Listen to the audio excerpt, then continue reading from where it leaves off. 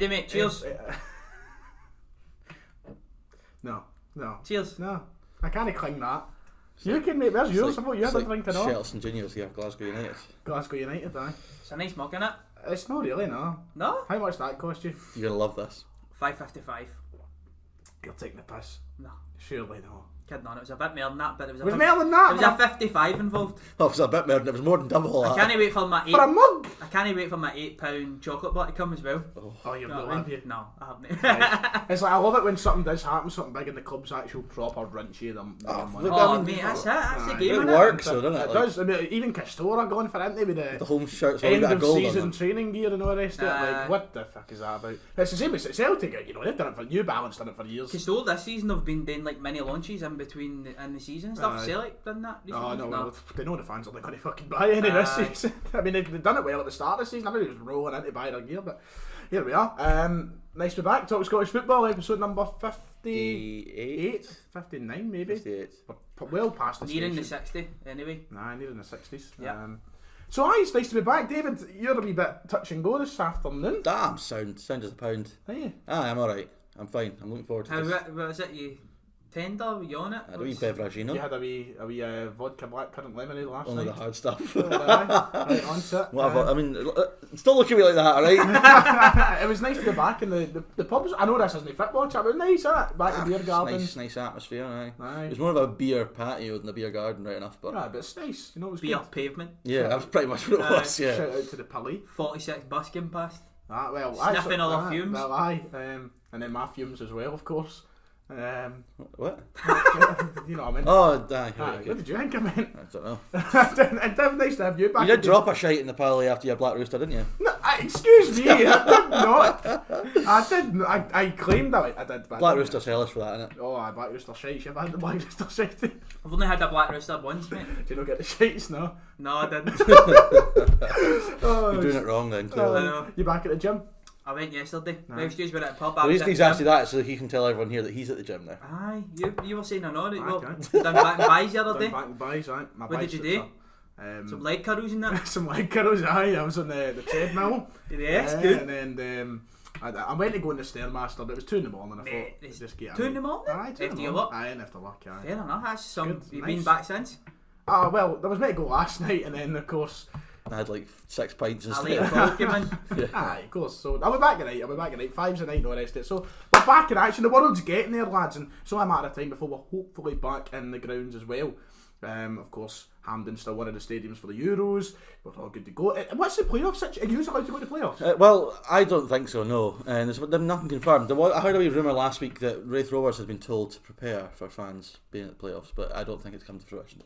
But, I mean, it's not really, because they've not publicised it, it's okay, they don't really have to go through with it. I just think it's a wee bit crap, the fact that Wembley was allowed to host 8,000 fans, but Hampden's no. And they're saying the reason is it's because it's like a Euro. Preparation. Preparation, but Wembley's I like... know. But then Do you know again, what I mean? is Wembley already prepared? Because Wembley is that. I mean, Hampden has to always go through for some Surely- reason some sort of rigorous sort of. Is it not that Hampden's now pretty much in UEFA's control now? They basically have control of Hampden till the Euros now, rather than Right. the SFA being able to remember that.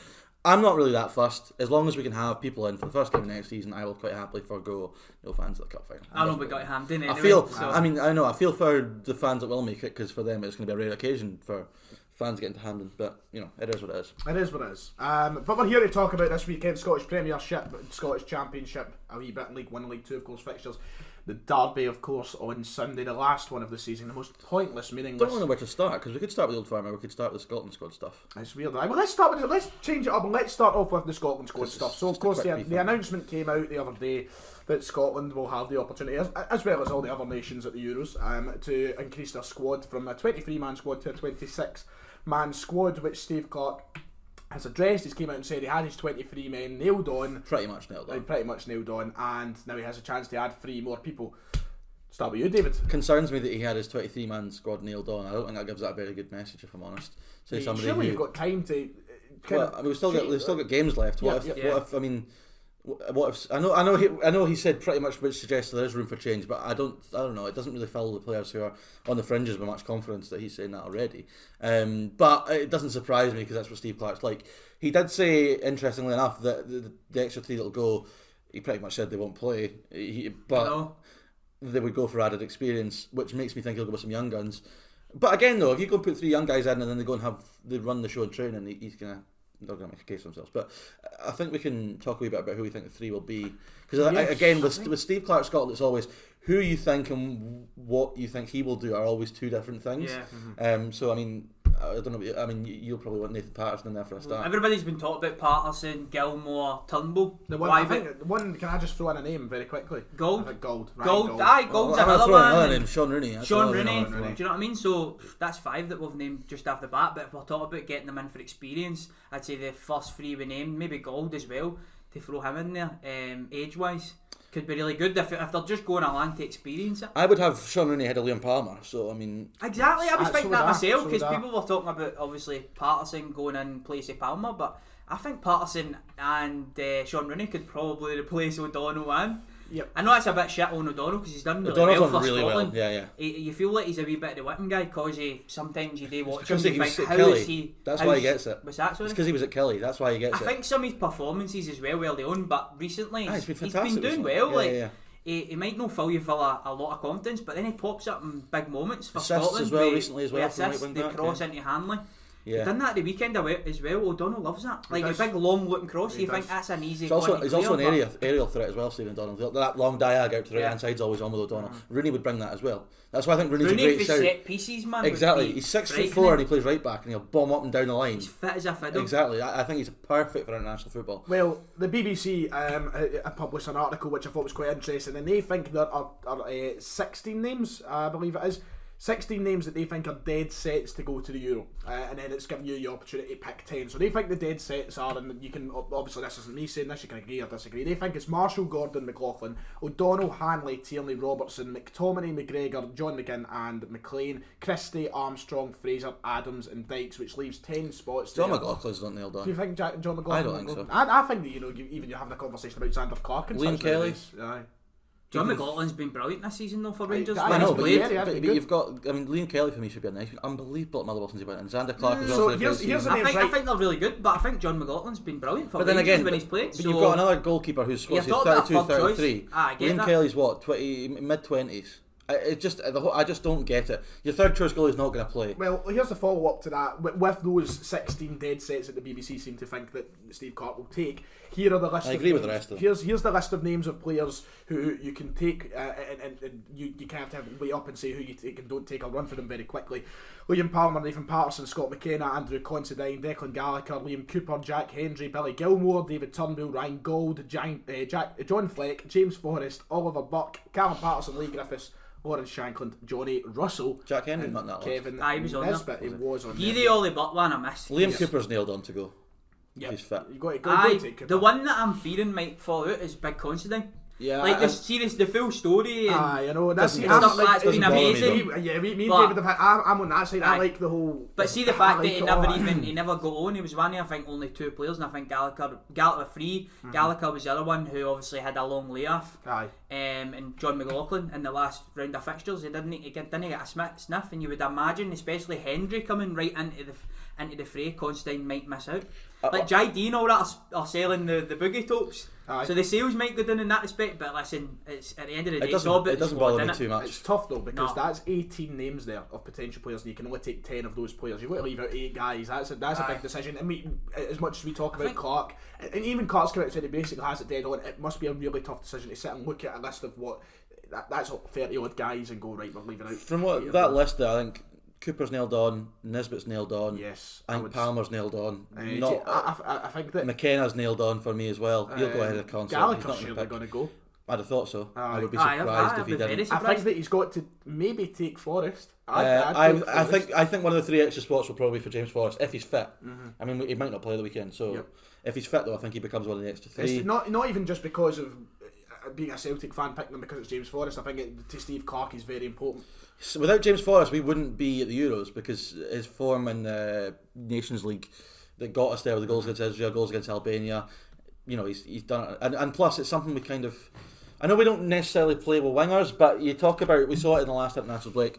He changed to a 4-2-3-1, and we ended up playing with Christie on the right, which a lot of people weren't happy with. I don't know. It's a different option. It's experience, but It's a tough one. It is going to be a tough decision. I would love to see Ryan Gauld go. I'd love to see David Turnbull go. I'd love to see Gilmore and Patterson. Well, here we go. We'll end off the conversation. If you have to pick 3 of the guys who you don't think are in that 23 that you're going to take, who are the 3? End it now. Let's get our 3 out. David, you can start. Turnbull, Patterson, and Gauld. Nice. I'm going Turnbull, Patterson, and Billy Gilmore. Yeah, I'm torn. Because I still think, like, when we're talking about midfielders, I think we need somebody in there that's going to try and get on the ball. And I know that Gilmore isn't going to play, but as you said, what if he goes out of training and he's just bossing it? I'm stunned. And he gives the manager a headache. We've got 2 friendlies before the Euros. Yeah. Who's the first one against? I think it's Netherlands and Luxembourg. So Luxembourg, you play Luxembourg first. That's a chance for some of these players to maybe get some minutes. And if a player like Gilmore goes on and he absolutely causes it, Netherlands one's massive. Never know, the team that plays against Netherlands will be the team that plays against England almost definitely. If I was the same team, they're about because it's a similar level of opposition to set yourself up against in terms of how you can approach the game. But then again, confidence. If you're going in with your full strength team against Netherlands, I know it's a good rehearsal, but with Netherlands absolutely scalp you, you know. Well, and then they're starting 11, but then that maybe tells Clark exactly. So maybe then that tells Clark he can't play this and that. This guy might be in. So if I was to pick my 3, it's very difficult because I'm stuck between. There's 4 on the edge for me, and I think I'm going to have to leave out Nathan Patterson, right? And I'll tell you why I'm leaving out Nathan Patterson. I'm trying not to be bitter. Don't say it's because I'm bitter. It's not. I'm taking Turnbull. I'm taking Gauld. You say bitter or battered? What did you say? Bitter. Right, okay. I'm taking Gauld and I'm taking Turnbull. I'm taking those 2 because I feel like they 2 have to go. Very similar though. And then I suppose. But then the third person I'm taking would be similar to Patterson anyway. I'm taking Sean Rooney. Okay. Because we spoke about this yesterday about the physicality in the international level. I feel like Rooney's got that. He's 6'4", big guy. He's got double check that he is 6'4". He's tall. He's big anyway. He's physical. He's physical. That's the reason I'm taking. It's just a shame. Undoubtedly, it's just a shame that Steve Clark's saying that there's a nailed on 23 because I'm sure you could find a space for Nathan Patterson in front of a guy like Palmer, for example. Exactly. That's where I have to see if you know what I mean. If it came to it, I'd drop Palmer out and take my only thing with Gauld and Patterson. My only thing with Gauld, I'm sure he's had a great season. I've heard all the plaudits, but I've not seen him play, so I can't say I want to take a player that I've not seen play. I think when I think of these as like wildcard spots, though, I think he's ranked as one of the top 3 players in the Portuguese Premier League just now. No, I seen a tweet the other day about his stats, and he's got some good assists. I think he's had 8 man of the matches out of 21 games and stuff like that. So he's fine, man. He's obviously done really well, but. But it'll be interesting. When is the official announcement then for the squad? Is it still a couple of weeks away? 2-3 weeks away. Yeah. Well, hold on. So probably about 2 weeks away. I don't think it'll be that long actually. Really? Yeah, because the first game in the Euros is the 18th. So you've got 2 friendlies to get in before that. They don't usually do it like 3 weeks start before? Of June. What are we on now? Oh, we're still at the start of May. Probably about 3-4 weeks actually. Yeah. Start of June. I forgot how early we were still. Yeah. The fact that they don't need to travel as well, will that come into when it's announced? Because usually they would be going away and they'd have a training camp in the lead up. Obviously they'll still have the training camp, but it'll be doing the fucking Maras or whatever the training camp. It's Middlesbrough. Middlesbrough is where they're based. They're based themselves in Middlesbrough. West Scotland? Yeah. Because the Czech Republic are based at Orium. It's in Middlesbrough? Yeah. Oh, hopefully big Neil Warnock. But then they've got 2 games at Hampden. Imagine Neil Warnock. But then it's away for friends and family. It's also something to do with the fact that I think the Czech Republic were given first refusal on where they could go, so they picked the Orium because most of the games are going to be in Scotland. So I don't know. I don't really know. You got to win the game by being fucking disciplined. Yeah. Get Neil Warnock. Absolutely. I'm sure Inverclyde doing Largs has got some good facilities. I know they do a lot of the badges down there. They've got rooms and such. They've got a canteen. There's no shortage of space. I also think it'll be you said about being with friends and family, that's a factor, but also training somewhere they don't normally do gives a kind of freshness to things, makes you feel like you're actually away on a major tournament, whereas if you just train where you normally train, it's about like, I know, it's just not a game, innit, really? Right, okay, we'll end up the Scotland talk there because we had about 15 minutes into the show already. What a period of time. We're definitely going to do a video though. We'll pick our 26 squads and go through them and see who has who and who's leaving out who. That was fun. Remember we were talking about McLean and Gilmore for a good like half an hour, man. Christ, that was a good laugh. Still in the Kenny McLean. I was surprised that McLean was one of the nailed on, but I know that Clark likes him. I think he will be nailed on. I know Clark likes him. Very impressive season with Norwich this year. I think he goes I'm just as well. going off perform season at Scotland shot though. I thought the Faroe Islands was a big opportunity for him to go and impose himself in the game, and in the first 45 I didn't see enough of that personally, but as you're saying, he's having a good. He hasn't done enough to break into the starting midfield, but then you've got John Fleck who's nowhere near it. But then when John Fleck came on versus Faroe Islands, he's playing the ball about, and I'm thinking to myself, this is what we've needed. But then again, we'll see. I'm not having that.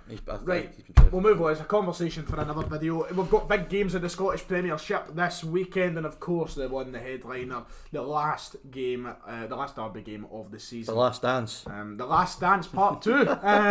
Scott Brown. People have already started it. I hope this one's a better dance than the last. Craig Revel. What's your favourite dance?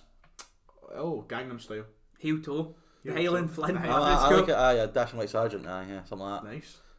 More of a dash. I'm a Boston. Oh no, the slosh. I'm more of a Boston two-step man myself. I had you doing this for the Gay Gordons. I like a Gay Gordons, I have to say. It's a cracker one that. You're up the Highland way, is it big up there? Oh, fucking right it is. Gaelies every Saturday. The hall would have signed it. Gaelies this weekend. Yeah, there we go. Get the coat on. I'll be up with you soon. I'm a man of a slosh man, you know. Do you know how you take a funny story, right? So when I was in primary school, I was obese, right? I was a big boy. And so at the end of every term, we always had these full school dances out in the playground, as it was called. And we'd go out and there would be the whole school and they'd play all the different songs. And the Cha-Cha Slide would always come on. That was one of the big ones. Right, so see the Cha-Cha Slide, see the bit where he's how low can you go? And everybody's doing. I used to run away to the toilet every time because I was too scared to try it because I was that fat. Oh, I'd go away and then come back. That was horrible, innit? I look back and I'm like, Christ, I can do it fine now. I can do it fine now. Back then I was like, oh no, I'll get down. I want to back up. So Rangers and Celtic, Ibrox is the venue for the final derby of the season. Now let's talk very briefly about Celtic going into this because the Eddie Howe rumours are once more creeping up on us. It looks to be a done deal. It looks to be the fact that it's a matter of time with just the backroom staff. Thank God we can put it to bed hopefully soon. Monday, I think. Sounds like Monday, doesn't it? Monday does sound like maybe Monday. And from what I'm hearing, John Kennedy will still remain manager throughout the last 3 games. That makes sense. Do you think that's a good idea? I think it makes sense. Well, there's no point in bringing in. Who steps up, the under-20s coach or Stratton or whatever? I don't see. If Howe was going to take the end of the season, it would have done months ago rather than now. I was always. But John Kennedy. An interesting talk about him because there's rumours he'll stay on as director. Yeah, so let's talk about that. Let's because obviously I'll give my opinions to this on the Celtic Defender tomorrow, so I won't dive into it too much because we'll be here all day, and that's for Celtic fans a very big conversation. But John Kennedy staying as director of football, David, is it baffling to you? Absolutely baffling. How was he qualified for that role in any way whatsoever? Well, you say that, right? You say that, but how many directors of football start in that role being qualified? This is me playing devil's advocate here because I personally don't want John Kennedy to stay on as director of football. I think it was a nice idea at some point, but then when you look at it, you're like, no, you have to move on. But you look at Darren Fletcher, for example. Manchester United, the biggest club in the world. Darren Fletcher's not qualified for that role. No, but Darren Fletcher will have been set up for that role a long time ago, whereas we were talking 2 weeks ago about how John Kennedy was still going to be part of the coaching team. Mm-hmm. It just seems to me they're trying to shoehorn him in rather than I'm just playing devil's advocate. They're just trying to get him a job somewhere. I think the best thing for John Kennedy after this season's probably to go and do something else. Because I don't think you can argue that he's actually been really good for Celtic up until this season. And maybe he's been through under the bus a wee bit because how much can he really do when there's another guy in charge? I think if to a John certain Kennedy, extent. So for him, in his career, I think if John Kennedy ever wants that Celtic job at some point, he's got to go away and establish himself as a manager elsewhere. That's what Scott Brown's doing, isn't it? Aberdeen could have been a big chance, of course. I thought he was going to get that job. Yeah, but see if John Kennedy goes away somewhere, does really well at a team, that Celtic job is going to be his one day. But he needs to go away and do it. He's not. I feel like staying at the club and maybe getting through some bad patches is just going to further deteriorate his chances of being Celtic manager. But at the end of the day, Eddie Howe coming is very, very good news. Is that the start of the rebuild process Monday then? Do you think we'll start to hear the links of transfers? Do you think the wheels will be in motion? You for better Celtic? hope so, because they've been waiting far too fucking long. They need to get players in. We talked about this weeks ago. They're still not confirmed the manager, but they already should be getting players in. Mm-hmm. They also need to find out who's leaving and find out quickly, because they can't be in a situation where come early July they've still got Ayer there or they've still got Edouard there and they are not sure if they're staying or going. That is the worst thing that could happen. They need that £30 million quick. They need the money, but they also need the certainty in terms of knowing this is what we need. And because there was a little bit of that with Rangers last summer where they got away with it luckily because there was the whole Morelos stuff. Was he going to stay? Was he going to go? Luckily for Rangers, Roof came in and hit the ground running, and then it didn't end up being an issue. But it quite easily could have been had that Roof not done that well, had they not managed to get the players in. You end up in a situation where you're banking on players maybe. There's Christie as well. Who knows what's going to happen with Ryan Christie? We were talking about him last night. I think Howe could revitalise his Celtic career, but is he going to stay for it? I don't know. I don't know. There's still so many questions for Celtic, but they need to get on with things rapid because they'll end up playing near Beaton at the start of the season again at centre half, like they always do. So. Yes, and then on the other side, Rangers, who are quite busy. I don't know if you've been doing much of the rumour searching and such. I've been doing my wee bits and bobs of reading here and there. We spoke about Fashion Sakala the other day, who's been linked with a pre-contract move to Rangers. Of course, you were bigging up Fashion. Knew everything about him. Now there's talks of ins and outs of Rangers. This is what Celtic need, and maybe we're waiting on Eddie Howe, but we hear number one that apparently Yanis Hadji's been linked with moves away to Lazio and Sevilla in the summer. He's been linked for a while, to be fair. And then there's on the way in of things as well, another transfer link coming up with Rangers are interested in Heerenveen midfielder. I think you might recognise the name from Football Manager. He's always big in Football Manager. Joey Veerman, his name is, and he's been linked with Atalanta, PSV, Rangers and Stade de Reims. So a player of good talent there. Rangers interested. Rangers quietly going about doing what Celtic were doing for years, going about their business. I think what Rangers have done really well is bringing guys in the January as well for the end of the season. Like this January we brought in Scott Wright, we brought in the boy Namdi, we brought in Simpson and such. They're always planning ahead. And what I will also say on the Rangers' point of view is since Gerrard's come in, a lot of the stuff's been under the radar and hush hush. So sometimes when I'm hearing names, it doesn't straight away strike me that that's actually happening. If you get me, to a certain extent, because they're keeping a lot of stuff in house. That's something. Whereas before Gerrard, it was as the leaks in the dressing room before Gerrard. The team and everything. Do you know what I mean? I remember the Celtic team getting leaked as well, the first Old Firm of the season and all that. Edwards out and end up coming into fruition, but that's something that Gerrard's done really well since he's come in. So I don't really take a lot. He'll be really hoping for another summer full of Celtic talk. He will be loving it if all everyone's talking about Celtic. 100%. But I do think we've been saying that all season. The back pages are constantly Celtic, and that suits Gerrard and Rangers. I do think now that the team's full of assets, and we might see one or two first team players go. I think Yanis Hadji, right? I think I'd cash in. See if I got. I think I would cash in. I'd cash in. I think Hadji is a really good talent. You can see that he's a technically brilliant football player. For me, I think that Rangers can get money for a player who I think they could potentially improve on a consistent basis. I think that a lot of times I've looked at Hadji this season and went, good player, but could be like the one that is the most overrated at Rangers for the fact he hasn't turned up on that many occasions. Fantastic player, don't get me wrong, but I feel like maybe players have outshone him on a consistent level, and that's why I'd cash in if the money is there. But the whole overrated thing, I don't know. I wouldn't say that's strong word. I think he's underperformed. Yes, in that I expected him. He's had some performances. You saw the Braga game last year. Yes. Wow. I feel like you expect that more, because he what he done when he first came in. He threatened to be nailed on the team. Going into the start of this season, you were maybe expecting a wee bit more, but again, if you just go back to the stats, he can show up with stats. Like he still has quite a lot of assists and goals, considering he's been in and out of the team. But for me, touching on like Hadji maybe compared to Wright, when Wright's came in, he looks very similar to Kent, and for that balance, it might be good to go with somebody like Wright and invest more time in him. But Hadji undoubtedly has talent, 100%, and sometimes I think he's better when he's got more time in the ball, and in Scottish football you don't really get that. So in Europe he's playing really well, and then in Scottish football maybe he goes in and out the games. You're always going to get that with wingers. But I don't know if I'd cash in. Depends what the money is though. I mean, depends what the money's good.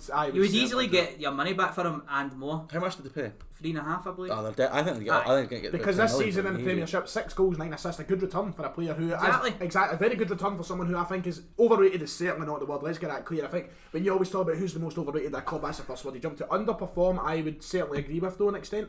I think that when you see his best performances, you expect that more, and you don't quite get it. But he's a player, and if the money is there, young flair players always struggle with consistency. Though we saw with Kent his first season, where I think that Kent's numbers are. You look at Kent's numbers, does goals and assists, they don't give you the full picture. I watch Ryan Kent every game. I think he's phenomenal this season. I didn't think that last season. I thought games drifted out. It doesn't happen now. He's got that consistency to his performance now. The fact that we always talk about the one position of the Rangers team being that kind of opposite line to Kent, and that is position that should have been Hadji's. He should have nailed that down. He's not managed to do it. Yeah, exactly. He was leading the race to do that. You still see Gerrard doesn't really know chops and changes, whether it's a Rebo, whether it's Hadji, sometimes it's Arfield even. So the fact that we're still having that conversation, I think, gives a suggestion. It's an interesting one. The fact that a Rebo came to the club as a centre midfielder, Arfield's a centre midfielder, and he's putting them in there sometimes in front of Hadji, maybe tells you that Gerrard doesn't fully trust him. I think it's a win-win for Rangers because you'd be quite happy to keep him, but also if the money's there, it's a good problem to have, I think. But I do need to reiterate the fact that I still think he's a very talented player. Yeah, absolutely. And as you said, I thought that was a good point with Ryan Kent, the fact that last season he wasn't maybe there, and I think he's a few years older than Hadji, so maybe it's just a transition period. No, so we'll see. Next year, certainly good. The fact that clubs like that are in for him tells you he's got a bit of it. Times last season where Kent would just go missing. Like you would watch him, you just what's he doing today? Doesn't happen anymore. These are Champions League sides that are interested in. Both of them Champions League last 16. Rangers are a Champions League side these days. That's where he came for as well, Hadji. Played in the Champions League. Right, well, the derby itself, David, I know you probably don't bother at all. Honestly, could not give less. Div, how are you feeling about this as the champions moving into it? Do you really care that much? Aye, I've got the battle fever on for this. People always go like, oh, there's never a meaningless derby, but I can't reiterate enough. I could not give a shit what happens this weekend. Could not give a toss. Well, if you went and beat us like 5-0 at night. There's been that much shit that's happened to you this season for Celtic that maybe you're at that point. But the fact that Rangers were going for the Scottish Cup and there was that to play for, now there's nothing to play for. And I was big on, I don't really care about being undefeated, right? But now it's the only thing to play for. Right? So now we go into this game and I'm made up for it, let's just say, than I was for the last one at Parkhead. So I'm looking forward to it now. And I'm just hoping that Rangers show a reaction. See, if they can't show a reaction after that performance against St Johnstone, I know it wasn't the worst, but it was nowhere near the best. Then that doesn't fill me full of confidence. I want them to really come out there and probably put in their best old firm performance. See, that's what I want. And here's where Rangers' advantage is. There is so much more chance of using getting a reaction out of the squad than what Celtic will. Celtic have got to get a reaction. We've just been packed out the cup, but I know it feels like a long time ago now, but their last really big game was against Rangers, of course.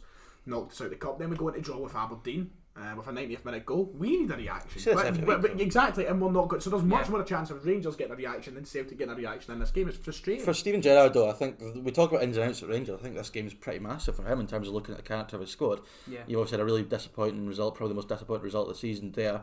If they go get beat this weekend and don't show the level of fight that he needs, don't show the level of desire he needs, that might influence his opinion on certain players. The fact that he came out and you could visibly see he was raging.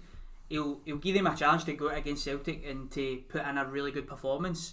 And the games have been close, so you might not come out on top all the time, but I think performance is the biggest thing for him here. And if there's certain players within that starting 11 that don't show that, the writing might be on the wall for them. I think so too. Because Gerrard is massive on trust. Yes. And if he puts the gauntlet down and the challenge down to the players, and he doesn't see the reaction that he wants, it might tell him everything he needs to know about them and their character. So it's a big game.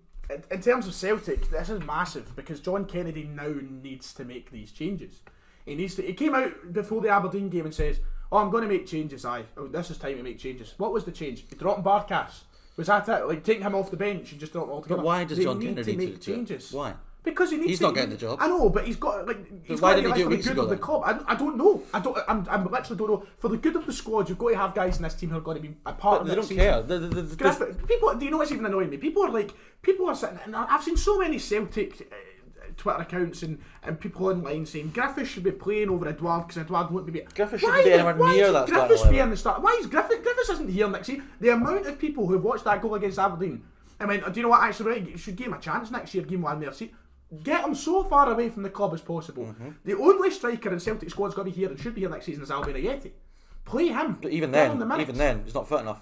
It's crazy. Why is he not fit enough? Out of his own, as an athlete, have some self-respect. He also hasn't getting games though. But I know, he might be a certain player that needs a run of games. But who cares? If you run your fucking bollocks off and train and get yourself, you tell me Albion Ayeti looks like he's at his peak fitness just now. Well, no, he doesn't. He certainly doesn't look it. It looks a bit, touch and go with away. I know, which is rich come from me. But I mean, and Griffiths, like Jesus Christ, he is the epitome of everything that's wrong with Celtic this season. Talented But is it not? You're not a Celtic fan. Can you imagine my frustration as I see a lot of Celtic fans saying, "Get Griffiths in the team over Edouard"? See, from the outside looking in, this was the biggest season you could say in Celtic's history. Let's just say, I don't know if it is, but it was up there. Well, I mean, listen, it was up there. See, going into it, there've been some fans that said that. Oh, aye, plenty said that. Yes, and it was almost like maybe they were away, right? They were away doing the COVID stuff and that. The players were gave all their training plans. The fact that he came back and basically spat in the manager's face, it's disrespecting the Celtic fans, I think, as well, to a certain extent. He had so many chances, and as you said, he's talented, and when he's in fine form, he scores goals. But there's been a running theme here.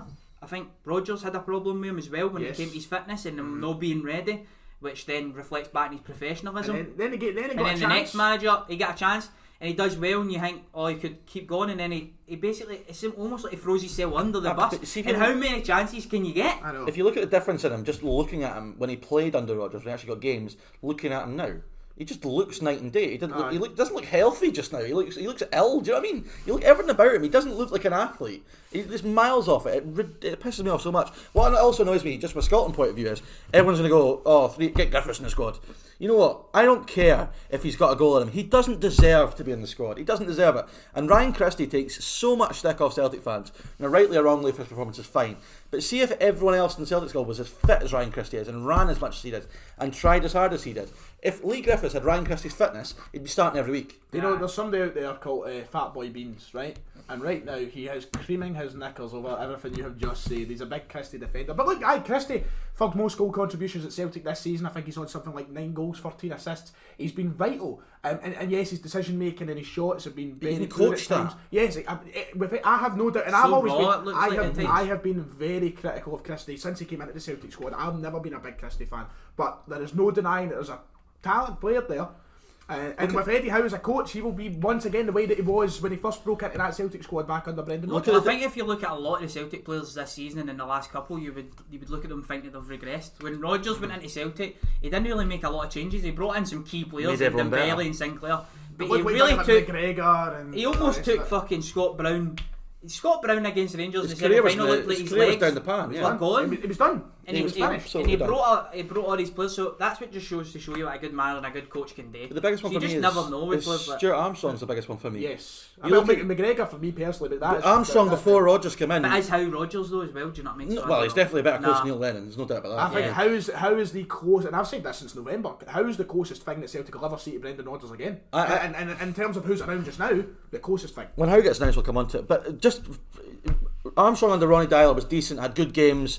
Think of the game against Inter in the Europa League was a really good performance, but he also had games where didn't really do much. A lot of Celtic fans critical of him. Rodgers came in, and it didn't happen straight away, but eventually he turned into it was a talisman for Celtic that season. The goals he would score, big games, gets a big move, and has been flying ever since. Christie has the talent to do that. I honestly believe he does. I don't know if he shoots all the time and that carry on, but if he's got a manager telling him, coaching him, and what you do in the final third, he doesn't do that. The only thing I will say on Christie is though, it's his best position in number 10. Yes, I would say so. And Turnbull's got that nailed on. So that's the difficult part. Do you know what I mean? So at the end of the day, he's probably playing out of position as well, Christie. Do you think Christie will be at Celtic next season? Yes. I don't think he will. His contract's up in December. Well, probably. He can start speaking to clubs as of June. Did they no knock back contracts in that because he's on buttons? I think so. He can start talking to clubs as of June. And he can leave the club in the winter transfer. I think Christie could be one of the guys, but that's only if they're suitors because he's not. Yeah, he might get a bit of a shock because I think when he first was making noise about leaving, there was all talks, all sorts in for him. That's died down big time. Oh, 100%. So I don't think he'll be at Celtic next season. Maybe not. I don't. But if a Premier League team and all that doesn't come in for him, I don't think he'd go. I think the likes of Norwich would maybe be interested in him. I think that would be if they can get him on a free transfer. Yeah, absolutely. So yeah, the cheap wages too. Yeah, they can get him for £20,000-30,000 a week. For nothing. That's a steal. But I mean, I'm telling you, this is the one way I will put it. If Ryan Christie was at Rangers this season, he'd be one of the best players of the season, in my opinion. Just with that coaching. I think so. You look at, he's just consistently frustrating, and that's why fans have been so annoyed at him. But he's fit. He's stayed in the squad constantly because of how much he tries. You know, there's a big conversation about it. It's why he always plays for Scotland. Christie's a video in itself. Yeah. He's a video in himself because he's an anomaly. No. He's really a fascinating character because he's just not quite clicked. But in terms of the game, because look, we've been talking a long time about Christie and individuals and Hadji and all the rest of it. So let's quickly round up our thoughts on the game. Celtic losing this game doesn't do any more damage to the season. The season's been done. It's, you know, the only way it does is if they get hammered. If they get hammered like 4 or 5-0, then that's the most. And I think that's the motivation for Rangers because they haven't done that yet. Yep. All the hammerings they took, I think that's the motivation. Yeah. So you think a hammering might be in the cards? No, I don't. But I do think that's the one. If you look at Rangers' season, right, and you think from a Rangers fans' point of view, the one thing that's missing is giving Celtic an absolute doing.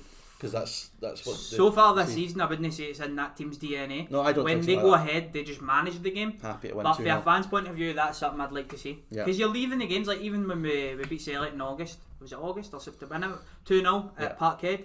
Celtic were terrible that day, and you're thinking that could have been more. Aye. And it wasn't. They just managed the game. So from a fan's point of view, it would be nice if they'd been out and they were just relentless, because they have done it on occasion this year, and usually it's been a reaction from something that's went wrong. So I'm just hoping that it is that. Well, from a Celtic fan point of view, I'm just hoping that we end the invincible. Wait. Just out of interest, where does your hope come from? What, I don't have it. No, I know, but like if you look at the Celtic team, like, who's going to win the Turnbull maybe? But he's not shown that in Old Firm that he's going to win the game. Turnbull and Christie. Edwards, which is mad because Christie's the most slagged player at Celtic. And for me though, I know. For me, if there's going to be a moment of magic, it's most likely from Ryan Christie. Yeah, like exactly. that's being honest. As much as I slotted him as well, if there's going to be magic, it's going to be him or Turnbull. I think it'll be interesting to see how the teams line up as well, because there was a lot made of the diamond in the last game and the freedom that the fullbacks of Rangers go on occasion. And we need width. We need to learn from our mistakes. So surely he's going to play the diamond again. See, I'm being no, don't play Christie off the right. Just get him out of the team. Play Karamoko Dembele. Play him. You know, I actually agree with that. I was saying that earlier in the season and hurry up and put him in the team. It's daft not to. It is daft. I agree with you. I completely agree with you. And I tell you what, see if Borna, I don't think Borna Barisic would like that if he saw Dembele, because he's on hiding to nothing. If you're Borna Barisic there, but you can't win if you're Barisic, because if you have a good game and you're fine, you're playing against a kid. But you're also playing against a kid who's got a bag of tricks, he's got pace. It's not, fullbacks don't like that. I think Borna could he probably would, but he's not going to get much praise for dealing with From the small glimpse that I've seen of Dembele, he's very determined, he's very eager. Players will try and kick him. Hearts try to kick him off the park. He just kept going. He's the best player in the park that day, and that was about 2 years ago. He doesn't fall to the gun. He gets it. You see him, he starts to fall and he gets himself back and he keeps going with the ball. That's what you've seen against Hearts. We need him in the team. It's never ever going to happen. It's not going to happen. Pretty sure we were linked with his brother and us playing the Peterborough. Sariki Dembele. But that is wild. That game against Hearts was about 2 years ago. Yes. He was the best player in the park that day. He played by a country mile. He played the final game of the season against Hearts, and then he got on the bench. He played up against Aaron Hickey that day and ripped him a new one. Have you seen what happened to Aaron Hickey? Because he kept playing. Because he played him. Why is Dembele? Get him on the park. It's Scottish attitude, mate. And I've said I'm so critical of it, but yeah, I agree. If Eddie Howe was manager at the weekend, Dembele would play. No, I don't think so. I think he would. No. It depends if it was the start of the season and he gave the games players and would all stuff be like better. I don't think he would even need to do that. But yeah, I just think it's bizarre. Well, score predictions. I said 2-0 the last game. I'm going 2-0 Rangers. I'm probably going to. I hate you. I'm actually going to go. Where's Keelan Old? Because he's done good at jinxing these I'm actually going to go 3-1 in this game, because I'm hoping for the Rangers to be a wee bit more expansive and go after Celtic a wee bit more rather than sit and try and hit in the break. And that might be the best game plan today. So I'm predicted 1-0 Celtic. I'm going. What's he spoken? Yeah. Celtic to keep a clean sheet. Watch it be 1-0 now. I love Charlie Mulgrew, I'm just saying. But I was going to predict 1-0 Celtic. Where are you getting this clean sheet from? Rangers scored a lot. Look, the reason I'm going. Celtic conceded a lot of goals this season. The only reason I want to say 1-0 Celtic is because I know you want to see it, but that's just no. The only reason I'm saying I want to see it, not see it. The only reason I want to see it is because I want us to end that invincible run. We need to do it now. It's because it's not going to happen. No other team's going to stop it. So if we stop it, we stop it. But I'm not that confident we will stop it. So if we're going to stop it, then it's going to have to be a 1-0. I think if Celtic are going to win, it'll be 2-1. 2-1. I'll go 2-1. There's no way they'll keep a clean sheet. 3-1 Rangers. But what I really want to see for these players on Sunday is the will to win. That's what I want. That's simple. Because there's nothing to play for. You've won the league, you've not got Scottish, you've got no competitive competitions, but I think the best teams are the teams that can just keep going. I think Gerrard will have made no bones about it in training this week. 100%. They absolutely need to respond. If they can show up. You see it every single game, no matter what, for your guys like Alfredo Morelos, Goldson and such. And I think that's what puts him in the upper echelons of the Rangers squad in terms of best players, and I'm looking for it for the rest of the team as well. Obviously, not to state the obvious in McGregor and Before Davis. we move on to the rest of the games of the weekend, one thing I want to bring up, because I completely slipped my mind, is the social media boycott this weekend of all Scottish clubs. Boycotting social media and stance against racism, that kind of thing. I like this, because I think when individual clubs doing it, it lacks a bit of steel, it lacks a bit of making the point, whereas I think every club is doing it across. I haven't seen a club that aren't doing it. I think they're all doing it across the course of the weekend, which is good. So yeah, just to bring that nice. Up. Very nice to put. So we'll quickly fly through the rest of the games in the Premiership this weekend, and then try and have a quick glance on what happened around League 1 and League 2 on these Tuesday night games. There was no live show yesterday, was there? No. Oh, that's poor. Well, there could have been, but there wasn't a lot to talk about. I didn't see you stepping up to host it. Well, I would have. But I thought you had it. I wasn't sure what was happening. I was on a podcast. Exactly, so. Shout out to Fit's Been Happening podcast. If you want to hear more stories about my life, then go and listen to that. That's a good. I was on a podcast last day. Aye, that's good. Someone invite me on a podcast. Don't want to talk to me. You're sitting with two famous faces, mate. Shut up. We were actually talking about last night on that podcast, like being noticed in random places. We were talking about that. It's happened to me twice in my life. Was one of yours not at the shops? One of them was at Lidl, just across the road. Well, where's the most bizarre place you've been recognised? I've got 3, mate. I said it in that podcast. But I've got 3 as well. Right. I've got Zante, Right. Iron Appa, and Magaluf. All 3 of them have been Mine, recognised. one of the weirdest was getting recognised at a Jerry Cinnamon concert while I was doing a pish, and the other guy's doing a pish. That happened to me in Benidorm, actually. Tried to shake my horn, and I was like, fist pump. That's all you're getting, pal. Croatia. Was you also trying to shake something else? Coming up. And I said, yes, please, no, Croatia was the other one. Coming off the plane, and Croatia had their 3 fucking connecting flights. And then the other one was CM Park in Tenerife. I couldn't hear my voice from behind us and shouted on us. But that's probably the favourite. See, I would say that one that I got spotted doing a pish, that wasn't actually in Valencia. I'd say that, but of course that was a pub. That was a pub for the Celtic fans, so it was but it was weird because I remember the weirdest one was Iron Appa, and it was a guy, I think his name's Sam. Shout out to Sam. Is that not where you met Jack? That's where I met Jack Robertson. But I was in Napa and I just heard this guy come up to me, he's like, "Are you Ryan?" I was like, and then goes, "Aye." He's like, "I'm Sam, I'm from London, I really like your stuff." I was like, "What?" I was like, they're steaming a cigar. It's only happened to me twice, but I don't react to it very well because I'm not used to it at all. Like I'm like, what the fuck's this guy talking to me at fucking 10:30 at night, fucking when I'm out trying to fucking run. But I see it'll probably happen a couple of times this summer, and I'll be like, Oh, big shot. There you go. Yeah. Massive. Probably happened a couple of times. Hold on, if it happened on a Monday night at 10:30 on fucking outside, a high street train station, then it might happen when the no, probably will. Right, well, let's quickly dance over the games this weekend. We'll have a very quick conversation and give predictions. I don't quite know if we've got a quiz. We might have to do without it for the first time in a long time. Fucking Googling. That's nice of you. I've got the fixtures here. Dundee United, Ross County, on you go. Well, I mean, this is a really interesting weekend in terms of the bottom half because none of them are playing each other. The bottom 3, they're all playing other teams. Dundee United, Ross County, interesting one. You've got, and we talked a lot about Dundee United when they played Kelly, resting for the cup, but now they're all playing for cup semi-final places now. So their motivation's there now for same for St Mirren as well. So that makes a interesting dynamic. County away from home, I struggle to see County going to Tannadice and winning, if I'm honest. And also because Dundee United were so poor against Kelly, they don't tend to do bad results consecutively. It's kind of been the story of their season. They're inconsistent in terms of a win one, lose one, but I think at home Dundee United will probably be fine. There you go. I think Dundee United after that cup game should surely be trying to build on that, but just in typical Dundee United fashion this season, will the inconsistency show? That's the question. Potentially, I think it's a good point you made about the cup semi-final. I think that could be a big motivation for Dundee United players. If they've not got that to play for, they probably got to this game a wee bit relaxed. I think Ross County will need to go there and they'll need to obviously get the first goal, but I think 2-1. I think Dundee United will just have too much for them. We're approaching a point where theoretically Hamilton could be down this weekend because of if County win and Accies lose 6 points with 2 games to go.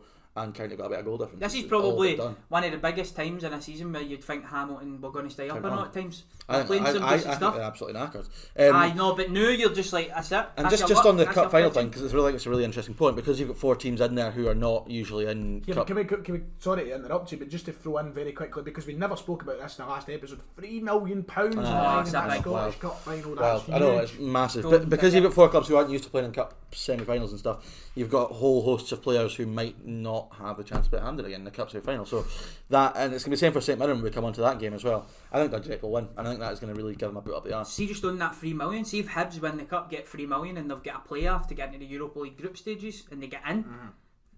Their finances could be they're rolling in it at that point, and that could plus they get a good couple of million for Nisbet in the summer as well. Exactly, they could be really good next season if they're able to try and lure in some players. Do you think Nisbet will end up any of the derby teams?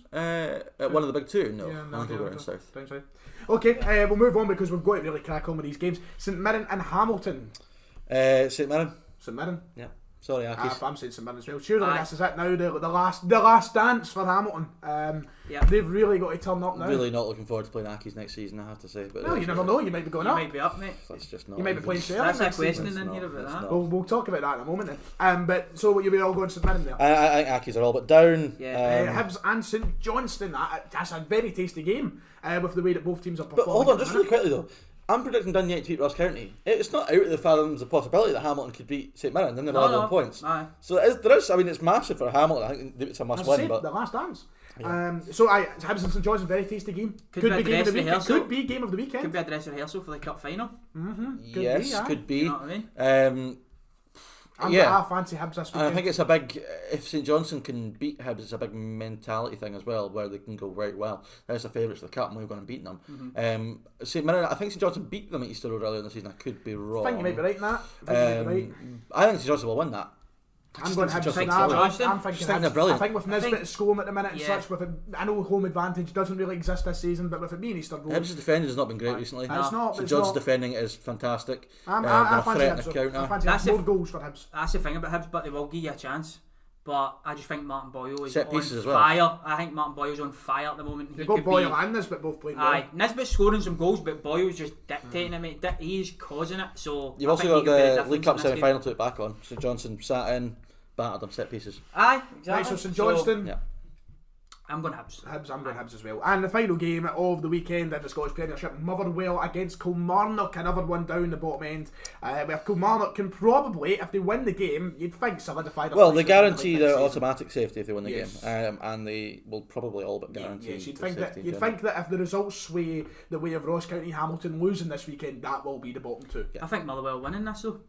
Do you think so? Yeah, I think Motherwell's form recently has been really, really good. Is Lafferty back this weekend? Since Graham Alexander's came in, so they've been third in the table in terms of points amassed, which is absolutely mental to me.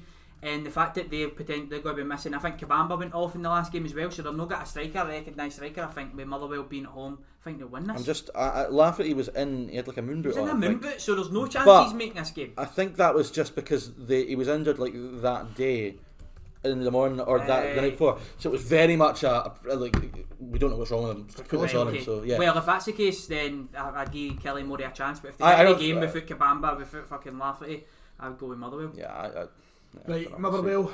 Draw as well. I was going to make that my draw for the weekend. Right, that does it. I'm going to quickly just give out the updates as to what is happening in League 1 and League 2. Partick Thistle remain top of the table after. We're missing the Championship. Oh, sorry, Championship. Well, you've got the Championship show, mate. It doesn't come out till Sunday. It's a reaction. Well, I mean, we've got very little time, mate. You have to. You in a rush? What? You in a rush? It could be a long form podcast today. It could be. Well, if you look at the Scottish Championship, then sorry, David. Shall I just run through it? I don't mean to be harsh. If you like, take it, then I'll take us on the League 1. Well, I'll start with Dunfermline really quickly because that's potentially the pointless game of the weekend, and there's not an awful lot in line. Alloa already, and there's a slight chance Dunfermline could finish third, but again, it doesn't change much for us because it's only difference of home and away, but it doesn't matter just now. I hope Dunfermline rest players because we obviously play the playoff on Wednesday. We've got a few players carrying injuries, like Whittaker and McManus and stuff. I think Dunfermline will still win because we've got that winning thing back and 3 points to pause. Yeah, hopeful. Winning mentality. Yeah, and we've hit form at the right time, which is giving me all the hope in the world, which is ridiculous because I'm going to be so upset when I end up getting beaten in the first round of the playoffs. But Queen says against Dundee. Queen's another team with not an awful lot to play for. Dundee can still make. So sorry, 5-3 prediction if you want. Yeah. Dunfermline. Yeah, nice. I think Dunfermline. Yeah, I'm going to go with Dunfermline too. Yeah. Queen's going to play Dundee. Dundee can still finish second if Wraith get beaten. Queens and Dundee won. I think there's a wee goal difference down as well. Well, you were the one that was telling me to rattle through it, so I'm rattling through it. Brief. Oh, just. I don't want an accident to you know. I'm looking out for you here. I'm the registered first aider here. Hey, have you actually got a first aid? I done it. I got my badge at Scouts, but you know. Fucking tell me to hurry up now. It's not about the Scouts. It was a while ago. Jesus Christ. So just when you're ready, mate. Talk about silence, please. I'm going to teach her. Do your teachers ever used to do that to you? Put the hand up and wait till everyone was like. Nah. They would just in our school it was either screaming and or they would just the bell. No, the bell. Well, back in Stevie's day. But fucking no. Usually, do you know what I hated? I hated when they used to just get pure. Aye, they just sit there. Just sit there until everybody went quiet. Well, tell us to be fucking quiet. Anyway, so Dundee can still finish second if they win, but again, they're in a similar thing. They'll probably finish third, who knows. Down at Queen's nothing to play for. I'm going to go with a draw on that one. I'm going to go Dundee. Dundee as well. Right, Inverness against Ayr. This is where it gets tasty. Looking at the league table really quickly, we still have a battle for 9th spot. Morton are currently there on 28. Ayr are on 29 above them, and Arbroath are on 29 as well. Ayr are only on 28. Sorry, you're right. Ayr and Morton are on 28, and Arbroath are on 29. If Ayr get beat off Inverness and Morton Arbroath draw, Ayr are going to finish 9th. So there's a lot of really interesting stuff at play here. Yeah. Inverness don't have a great deal to play for now. They can't make the playoffs, but they're hurting a little bit after that defeat last week. They'll want to go out in style. I think Inverness will win, and I think Ayr will Yeah, I don't. We'll come on to the Arbroath Morton game. I agree, mate. I think Inverness. We'll skip his prediction. He's busy. Oh, sorry. I was just trying to fill. Inverness here. Inverness here. I'm going to go for. Do you know what? I'm going to go for a shocker of an Ayr win. Okay, cool. Raith Rovers against Hearts at Starks Park, which is on the telly for some strange reason. Raith. Hearts, isn't it? Yeah, no, but it's very strange because there's a massive game there which I haven't come on to yet. Raith against it's an interesting one. Raith have a point will seal second for them. They don't, and if they seal second, they've got a break until they play in the playoffs. Mm-hmm. Hearts, I still think are in that mould just now. They've played really well recently, actually, since they've sealed the title, which I thought would happen. They're playing for performances. They're doing really well. Mackay Stevens hit form. I think Hearts will win that. Yeah, Hearts I think it's a safe bet to go with at the weekend. Hearts should win it. I mean, I think I've been really kind to Raith all season, to be fair. I've been really They play some good stuff, we'll see, but I just think Hearts are playing for performances. See if the fans weren't right on their backs and they'd already won the league, maybe you would see a drop off, but they still are, so I'll just go with Hearts. We're not done yet. Oh, it's I'm about to come on to the game of the weekend in Scotland. Arbroath against Greenock Morton on Friday night. Game of the weekend. Greenock Morton. It's the game of the weekend. Every time that we've had a derby this season, and to be fair, you've probably not been wrong with the way they've went, but every derby, every single there's a lot more on the line this weekend. There's a lot more on the line in this game than the rest of the derby weekend. Thank you very much. No, there's bragging rights. There's fucking league status is on the line here. Celtic's league status is on the fucking line. You getting relegated, like, dear me. Could be. Your position's been sealed for about 3 months now that you're going to finish second. So actually, this could be part of the game. We actually only secured that against. Who was it against? It wasn't that long ago. I don't know, but I don't think it's worth bringing up. It's not something to brag about. No, right, so, as I mentioned earlier, Arbroath are on 29, Morton on 28. Morton look a bit knackered. Arbroath are in reasonable form. Played really well against Dunfermline last week despite getting beat. Hammered Ayr the week before. Gayfield's a nightmare of a place for anyone to go. This should be on the telly. Everything is on the line. Morton need to win, I think, really. As I said earlier, if Ayr get beat, a draw is enough for both teams. What? What are you laughing at? I'm laughing at him. You just made me laugh. You know what? Fuck it.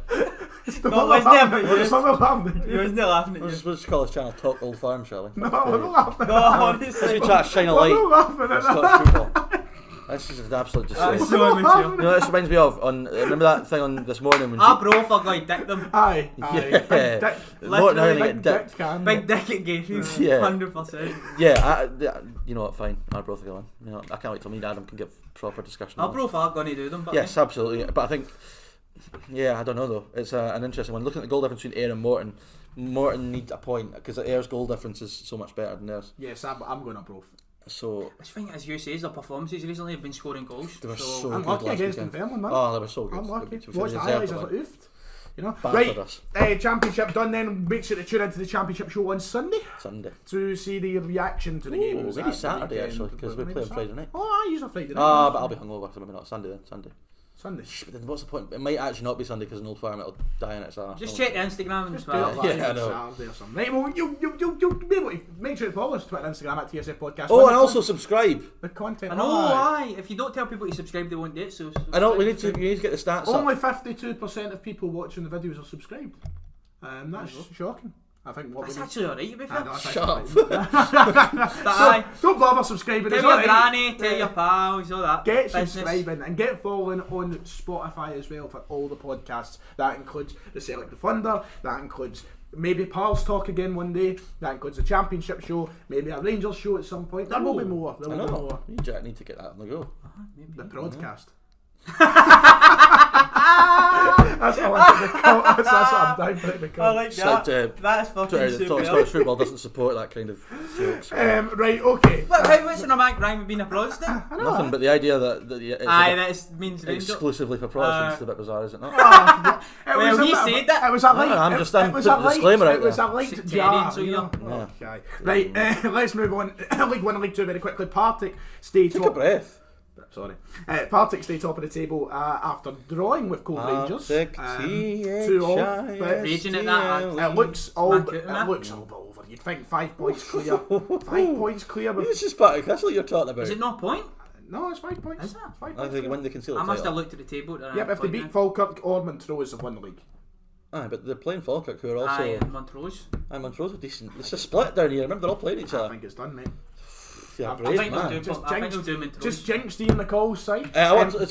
Scott Tiffany's been unbelievable for them. He's been absolutely flying. He's been absolute difference. I saw his stats last night. Unfortunately. And what do you mean, unfortunately? Well, for my fucking Cooping for 1800 but Sunderland as well knackered it. I know, but if cash it would have been good. If Tiffany didn't score, I'd had about a £500 cash it. So yeah, I think Thistle might probably still win the league, but I don't think it'll be decided this weekend. I don't think it'll beat Falkirk. And then in League 2 as well, Queen's Park, of course, have ran away with it, so there's not too much to play for in regards to the title, of course, but in the second, third and fourth and fifth for these playoff spots. I think they'll go with a bang. 3-0 Queen's Park. Leanne Dempster with a hat-trick. Very, very tight down there. Leanne Dempster with a hat-trick. Who are they playing? Queen's Park play Edinburgh City tonight at 7 o'clock. There's a lot of games on. Just to quickly give the people who may be listening a preview of what is on tonight. If you want to check out the wonderful world of Scottish football, in League 1 tonight, we have Forfar against Clyde, Montrose against Cove, Partick against Falkirk, and East Fife against Peterhead.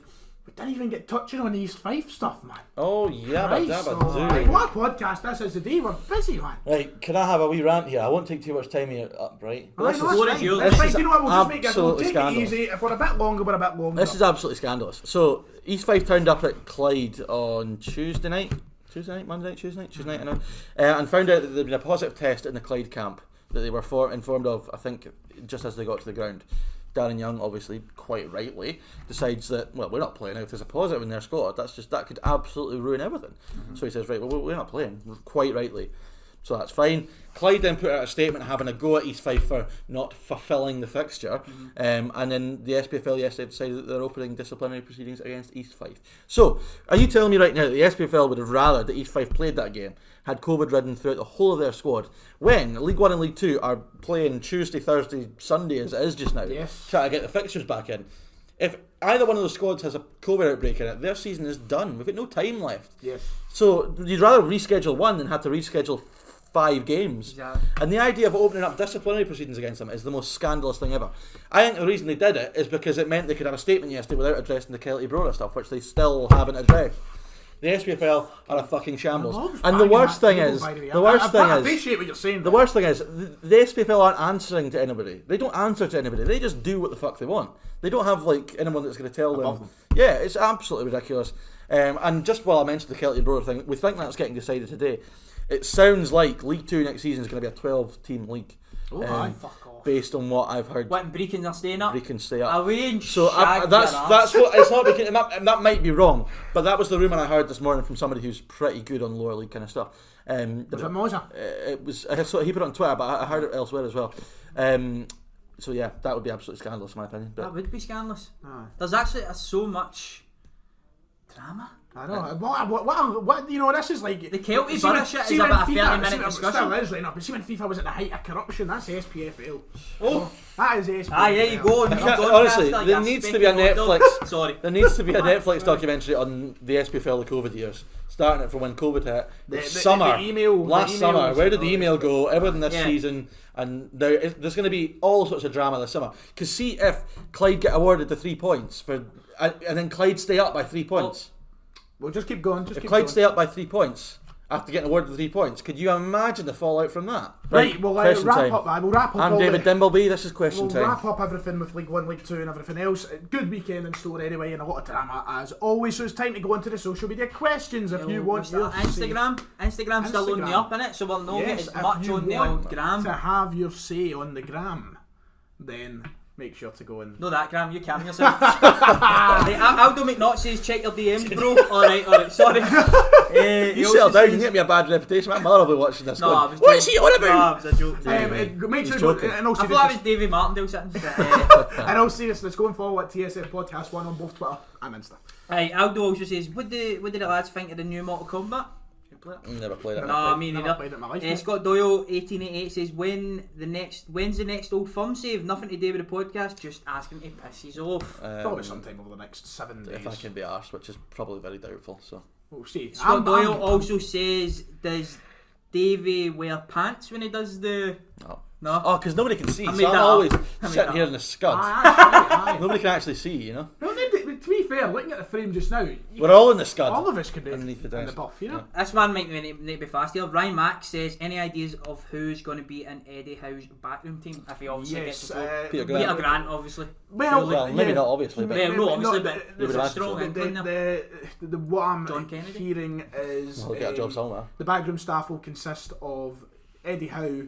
You'd have thought so. Simon Weatherstone of Bournemouth and Stephen Purchase. Jason Tindall, no.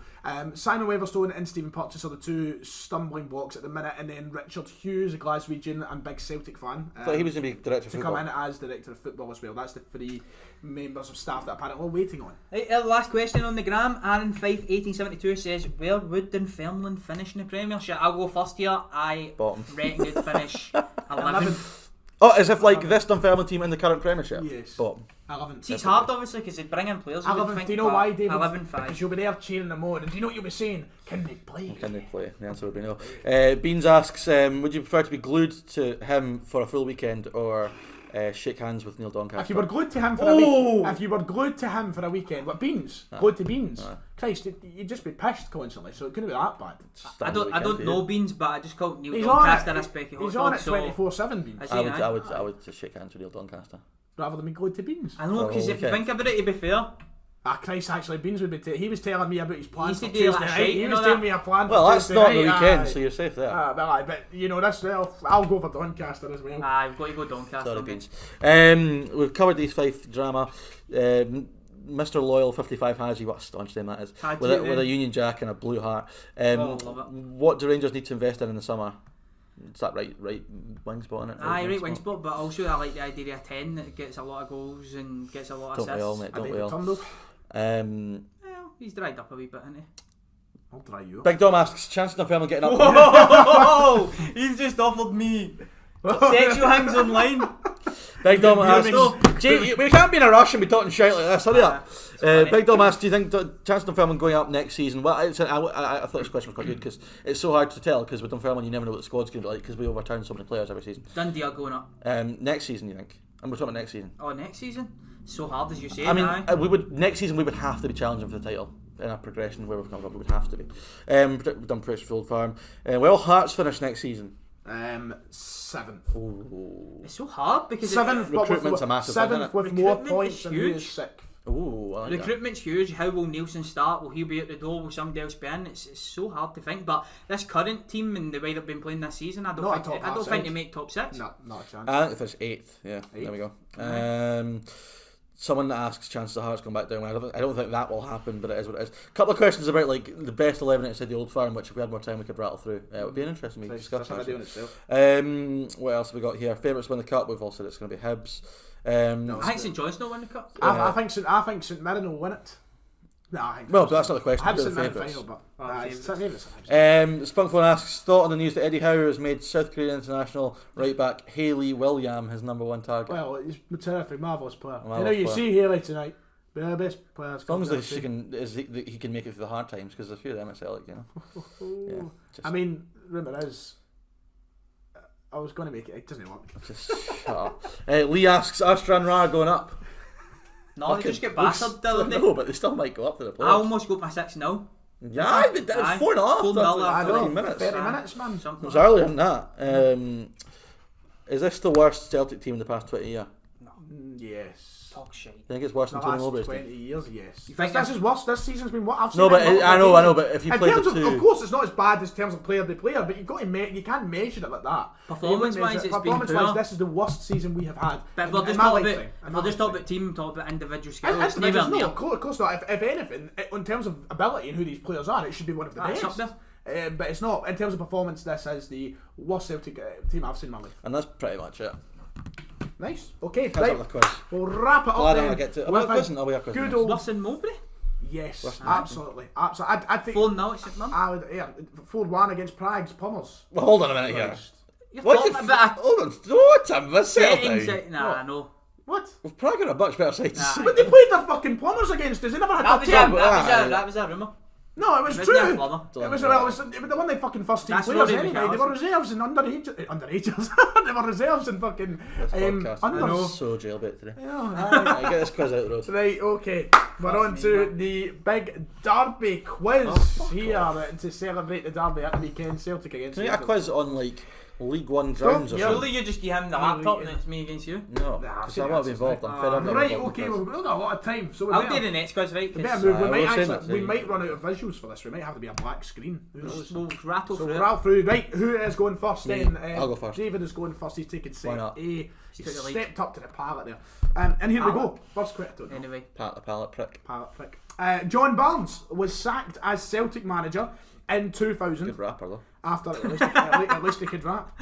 You got to. Sacked as Celtic manager in 2000 after which team knocked him out of the Scottish Cup at Celtic Park? I didn't really listen to the question, but I got the end of it. Inverness? Yes, it was. It's going to be correct. I didn't hear the question either, but I like that song better. Question number 2. Right. Celtic crushed their oldest rivals in the 1957 League Cup final at Hampden. Fucking hell. What was the score? What a day. Crushed. Hampden in the sun. Wow. What was the score? So, I mean... this is... I was wanting David to get... I was wanting David to get... I was wanting... You should know this! I don't... He's giving you a clue by saying Hampden in the sun. I don't know. You don't know? Pass. Celtic 7, Rangers 1. Celtic 7, Rangers 1. The biggest derby victory of all time. I wasn't born, mate. I never seen it. So 1-0 Did it really happen? Conspiracies. 1-0 to David. Question number 2 then for you, David, is which team is the only club in Scotland outside the Old Firm never to be relegated from the top flight in Scotland? Aberdeen. Correctamundo. Nice. There you go. Right, question number 2. This is an easy one for good, Dave. You've got to get this to get yourself in the game. Which well-known TV football commentator was commentating for Rangers Club TV this season? He said at the start of the season it would have done the same job in Celtic TV if they asked first. Big Clive. Clive Tildesley, correct. They only did like 2 games, didn't they? I know, it's the same with Celtic. Because of COVID, they couldn't travel. It's done well, and that's done about 15 games. We had Rory Hamilton for about 2 and then buggered off. Right, okay, question 3 for you. Kept calling Kamara Camera, that was the man. Right. What was the fee when Kenny Dalglish moved from Celtic to Liverpool in 1977? Not got a clue. $100 grand. You'll get it if you're within 50k. I'll give you if you're within 50k of it. 450k, I don't know. 440k. That's a lot, isn't it? It's 440 grand. Well done. So you're 3-1. Chance to make it 3-2. Another easy one. Rangers opened a 4-point gap over Celtic at the top of the Scottish Premiership earlier on this season when they won 2-0 at Celtic Park. A long time ago, that. Yes. Who scored both of the Rangers goals? Oh my Christ, start a word. Connor Goldson. Connor Goldson, correct. So Connor that's Goldson. Question number 4. To make it 4 from 4, Celtic became the first UK side to win the European Cup in 1967 against Inter Milan. But Rangers reached the Winners' Cup final in the same year. Yeah. Who did they play? Winners' Cup final in 67. Celtic with Inter Milan. Real Madrid? Nah, do you know that? Oh, you should know that. I can't think, mate. I'm pretty sure it's one of the big dogs, but it's Bayern Munchen. So there you go. That means that you have a chance to equalise here. On How good would Scottish football have been that year, by the way? Mate, Dunfermline were in the European Cup. We got the semi-final that year, I think, at Winners' Cup. The team in the 80s, the Liverpool team, they won the Winners' Cup, and then the following year they won the Champions League. Well, European Cup, so. Right, here we go. Which 16-year-old scored the winning goal for Rangers in the 1970 Scottish League? Derek Johnson. Correct. Derek Johnson is right. So David, you need to get this right, or David has the chance to win. And it's in 1978 when Scotland went to the World Cup in Argentina and everyone thought Scotland were actually going to win the World Cup, Derek Johnson scored 40 goals that season and didn't get in the squad. I know, crazy. How good were we back then? But no, that's how good we were. Which 2 Scottish club sides did the great Jock Stein manage before Celtic? Dunfermline and before Celtic. So I stumble here. Oh, no way. Christ, I'm trying to think. I've got the clubs that he... Hurry up, we've got a time limit here. A mural. I've got the clubs that he played for in my head. Right, just go. Dunfermline and... Oh, Jesus Christ, it's been Cowdenbeath? No, Hibs. It's between one of the 2.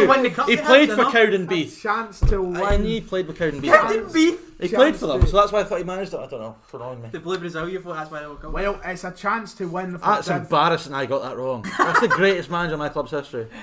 That is, I know. Jesus. Right, okay. Right, Celtic and Rangers played their European club semi-finals, both respectively in the European Cup and the Winners' Cup in 1972, at the same night in Glasgow. They played the same night. Rangers play again the semi-final of the Cup, Winners' Cup, Celtic semi-final of the European Cup. Who were the teams they played that night? Fucking hell, this is hard. Is this to make it 4 each? This is for David to win. They have to win. Fuck. I can't tell you, mate. Munich. It's one of them. It's one of them. Rangers played Bayern Munich at Ibrox. Munich and... I thought you meant 1860 Munich. What was it, 72? Aye, 1972. Man U? No, Celtic played Internazionale at No. Celtic Park. Right, so we need a tiebreaker. Tiebreaker question. And, well, I'm going to have to just take probably a first. I've not got one that's in like a range of numbers. I would just make one up, or something that I know that maybe we won't. It's a bit hard on the spot with a time limit to think of something. Right, okay. What is this again? What are we doing? So if this was me using the quiz, I would ask something like when Scotland were beaten by Germany under Bertie Vogts on a day that was filled with refereeing controversy. In the tunnel post-match during Bertie Vogts' interview, you heard a Scotland player shouting "fucking cheats," their fucking cheats in the background. Who was a Scotland player that did that? Oh, well, that's a good question. That's a good question. So it was Christian Daly. But well, Christian Daly, there you go. Oh, that's cut out. As it cut out, right? Well, we've got the last couple of minutes here just purely on audio. So I'm sitting here looking for a question. I'm looking for a fact to just take. Surely you must know something off the top of your head. Mate, I'm pressured now, thinking something off the top of my head. Because I was going to ask how many cards were given out on the shame game. Oh, between question. How many cards? How many cards were given out in the shame game? Oh wow. Is that the one when Lenny and Cloystey were fighting? 1999 when the Dallas was hit with the coin. Oh, I thought you were talking about when Cloystey and Lennon were fighting. So how many cards were given out in the shame game? I'm trying to think who got sent off that day. I don't know. If it was the Cloystey Lennon one, I might have had an idea. Is that the question? That's the question. How many cards were do you given want out me to go first? Or do you go for it first. I'm going to go for 14. 14 cards? I was going to go with 8. Right, okay. Surely you've gone overboard there. 14. 14? That's only like 8 players that didn't get booked. Reds count for 2 points, no? No, this is not the bookies, son. Is it no? How many cards, he said? Oh, fuck. How many cards were given out? I'm just trying to find the fucking, like, the... Do you not know how much? I'm trying to look for the match report, because that was the question I was thinking of. Christ. Right, we have the answer. So, players booked for Celtic were Mahi, Kerr. Oh, I'm going like double yellow. That's not that pish. No. How many cards? How many cards? So a yellow card would count as a card, and a red would count as a card. You've said 14. You've got 14. You've said 8. Mahi, Kerr, Weghorst, Stubbs, Healy, Risev, and Oni. And then Ononi's on and on. And then sent off was Mahi and Risev. So that's another 2 cards. That's 9 already for Rangers. Booked was... Wait, you might hear the answer. Booked was Vidmar, McCann and Amato, and sent off was Wallace. 14. Was that 14? I think. What is it? Was it 13? Was it 13? 13 or 14. Well, Divs. There you go. Your winner, he's the closest. How many reds? Was it 5? There was 5 red cards. That's why I was saying, I know 5 reds. And 5 reds and then an abundance of yellow cards. Didn't know, alright. That's a good question, though. Is that not one of the first big games on Sky, you know, and it was like a disaster? Dallas hit with a coin and... Fan got a red card and also 14. St. Mirren manager Jim Goodwin has just confirmed that 3 English teams and 1 Scottish club have inquired about Jamie McGrath, linked with Aberdeen, who are potentially the Scottish club. He's also said that Michael O'Halloran is on his list of potential transfer targets. Nice. He said that? Very, very strange. He said what? What did he? That's us, absolutely. That's us. What a podcast. Fucking 2 what hours long. A show. Lads, thank you very much for joining us this afternoon as we are an hour and 15 in. It's never as long as you think it is. It's turning the lights off already. I've wrapped it up. David, I'm being left. I'm getting a bag put on my head now. Thanks for listening.